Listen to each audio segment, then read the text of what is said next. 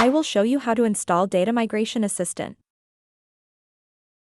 The Data Migration Assistant, DMA, is an incredibly useful tool when working with SQL Server, particularly during upgrades or migrations. Azure Data Migration Service, DMS, for actual data transfer. DMA assists to prepare and validate the source before moving any data. Go to the official download page. Data Migration Assistant. I will give the link. Click the Download button. On the right-hand side, download is going on.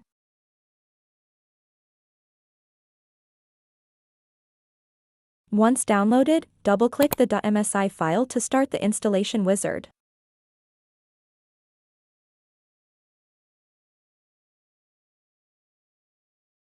Welcome to the Microsoft Data Migration Assistant.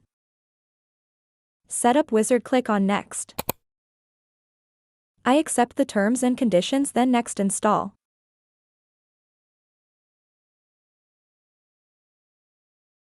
Wait for installation.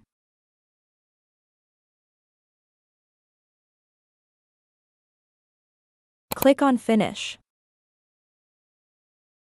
After installation, you can launch it from the Start menu by typing Data Migration Assistant. Microsoft Data Management Assistant. Click on it. Thanks for watching.